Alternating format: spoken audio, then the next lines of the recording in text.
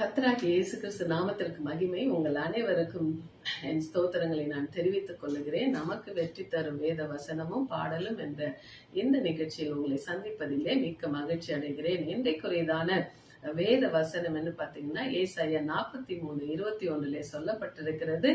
இந்த ஜனத்தை எனக்கென்று ஏற்படுத்தினேன், இவர்கள் என் துதியை சொல்லி வருவார்கள். அப்ப துதியை சொல்லி வருவதற்கு காரணம் என்ன அப்படி சொல்லி நம்ம பார்ப்போம் என்றால், ஏசாயா 61:11 சொல்லி இருக்கிறாரு, பூமி தன் பூண்டுகளை விளைவிப்பது போலவும் தோட்டம் தன்னில் விதைக்கப்பட்டதை விளைவிப்பது போலவும் கர்த்தராகிய ஆண்டவர் எல்லா ஜாதிகளுக்கு முன்பாக நீதியையும் துதியையும் முளைக்க பண்ணுவார் அப்படின்னு சொல்லி வேதம் சொல்லு. அப்ப அந்த துதியையும் நீதியையும் முளைக்க பண்ண கர்த்தரை நாம் துதிப்பது அவசியம் என்பதற்காக இந்த வசனம் நமக்கு ஒரு அறிவுரையாய் சொல்லப்படுகிறது. இந்த இடத்துல பார்க்கும் பொழுது எல்லாவற்றையும் ஆண்டவர் முளைக்க பண்ணி உண்டாக்கி தோட்டத்திலே வைத்து அதை ஆதாம் ஆண்டு கொள்ளும்படியாய் செய்கிறார். ஆனா அந்த நீதியையும் துதியையும் முளைக்க பண்ணுவதற்கு காரணம், என் ஜனங்கள் இதை சொல்லி சொல்லி ஒவ்வொரு நிமிடமும் என்னை துதிப்பார்கள் என்பதற்காக அவருடைய நீதியை இந்த பூமியிலே எல்லா ஜாதிகளுக்கு முன்பாக முளைக்க பண்ணியிருக்கிறார். அப்ப அதனாலதான் நாம் துதிக்கிறவர்களா இருக்க வேண்டும். அப்படி துதிக்கிறதுனால என்ன உண்டாகுதுன்னு பாத்தீங்கன்னா, சங்கீதம் 18:49 சொல்லப்பட்டிருக்கிறது, இது நித்தம் கர்த்தாவே ஜாதிகளுக்குள்ளே உம்மை துதித்து உம்முடைய நாமத்திற்கு சங்கீதம் பாடுவேன். ஆமே. ஏனென்றால் எல்லா ஜாதிகளுக்கு முன்பாக நீதியை முளைக்க பண்ணிருக்கேன்னு சொன்னாரு. அதனால நம்ம என்ன பண்ணணும்னா, அவர் நம்பி நம்மகிட்ட கொடுத்தத எல்லா ஜாதிகளுக்கு முன்பாக நம்ம என்ன பண்ணுவோம், உம்மை துதித்து உம்முடைய நாமத்திற்கு நாங்க என்ன பண்ணுவோம், சங்கீதம் பாடுவோம் சொல்லி தாவீது எழுதி வைத்திருக்கிறார். சங்கீதம் 22:26 சொல்லப்பட்டிருக்கிறது, இந்த துதிக்கும் பொழுது நடக்கிற காரியம், சாந்த குணம் உள்ளவர்கள் புசித்து திருப்தி அடைவார்கள். அல்லேலூயா. சாந்த குணம் உள்ளவர்கள் புசித்து என்ன பண்ணாங்களா, திருப்தி அடைவார்கள். கர்த்தரை தேடுகிறவர்கள் அவரை துதிப்பார்கள். உங்கள் இருதயம் என்றைக்கும் என்ன பண்ணுமா, வாழும் என்று சொல்லப்பட்டிருக்கிறது. அப்ப ஆண்டவரை துதிக்கும் பொழுது என்ன நடக்குது அப்படின்னு பாத்தீங்கன்னா, நம்மளுடைய இருதயம் என்றும் வாழுகிறதா இருக்கிறது. அதுதான் நித்திய ஜீவன். ஹல்லேலூயா. அதுக்காகவே ஆண்டவர் நம்மளை ஏற்படுத்தி இருக்கிறார். அந்த பூமியிலையும் இருக்கும்போது ஆண்டவராகிய இயேசு கிறிஸ்துவை துதித்து மகிழ்கிறோம். அந்த பூமியை விட்டு நம்ம கடந்து போனாலும் அந்த வேலைக்காக தான் பிரத்யேகமாய் ஆண்டவர் நம்மளை படைத்திருக்கிறார், துதிப்பதற்காக. இப்ப துதிக்கும் போது என்ன நடக்குதுன்னா, ஆண்டோடைய நாமம் மகிமைப்படுகிறது. அந்த நாமத்தை மகிமைப்படுத்துவதற்காகவே தேவன் உங்களையும் என்னையும் ஏற்படுத்தி வைத்திருக்கிறார். அப்படி இருக்கும் பொழுது நம்ம ஒவ்வொரு நிமிடம் துதிக்கும் பொழுது அந்த இடத்துல என்ன உண்டாகுன்னா, நம்மளை இருதயத்தை வாழ வைக்கிறவராய் இருக்கிறார். ஹல்லேலூயா. நன்றி. இந்த வேளையிலும் அது உணர்த்தும் வண்ணமாக ஒரு பாடலை பாடி தேவ நாமத்தை நாம் மகிமைப்படுத்தலாம். ஹல்லேலூயா. துதி பாடுவாய் நெஞ்சமே இயேசுவே, துதி பாடுவாய் நெஞ்சமே இயேசுவே,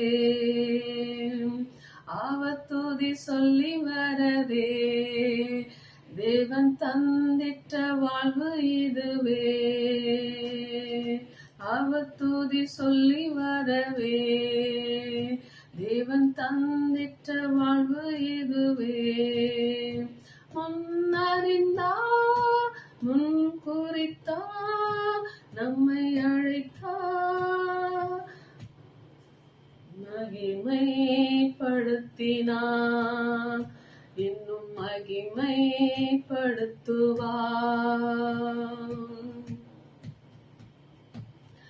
துதி பாடுவாய் நெஞ்சமே இயேசுவே, அவர் துதி சொல்லி வரவே தேவன் தந்திட்ட வாழ்வு இதுவே, அவர் துதி சொல்லி வரவே தேவன் தந்திட்ட வாழ்வு இதுவே. பூமியின் மண்ணை மறக்காலாம்,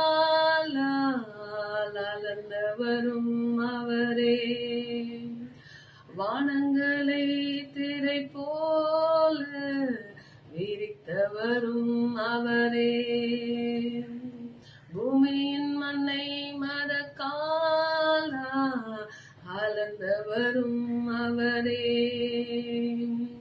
வானங்களை திரை போல விரித்தவரும் அவரே, நட்சத்திரங்களை பெயர் சொல்லி அழைத்தவரும் அவரே,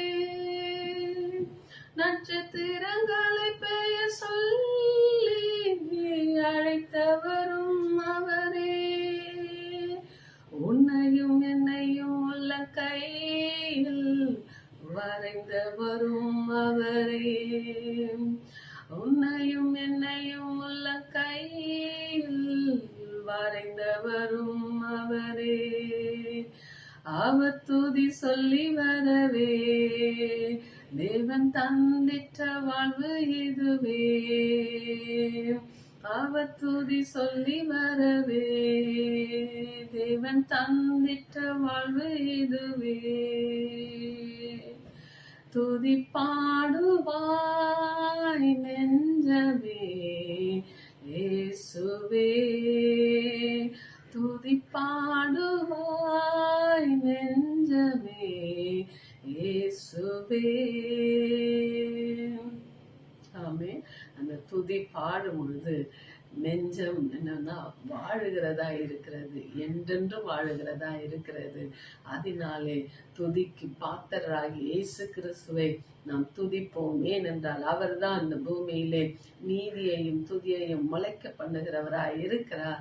அதற்கு அந்த முளைக்க பண்ணினதை நாம் பிரஸ்தாபப்படுத்த வேண்டும் என்பதற்காகவே உங்களையும் என்னையும் அவர் உள்ளங்கையிலே வரைந்து வைத்திருக்கிறார். நாம் அவரால் மறக்கப்படுவது இல்லை. அதனாலே நாமும் அவரை மறக்காமல் துதி செலுத்தி கொண்டே இருப்போம். கர்த்தர் துதிகளின் மத்தியிலே வாசம் செய்கிறதுனால நம் இருதயத்தை வாழ வைப்பார். God bless.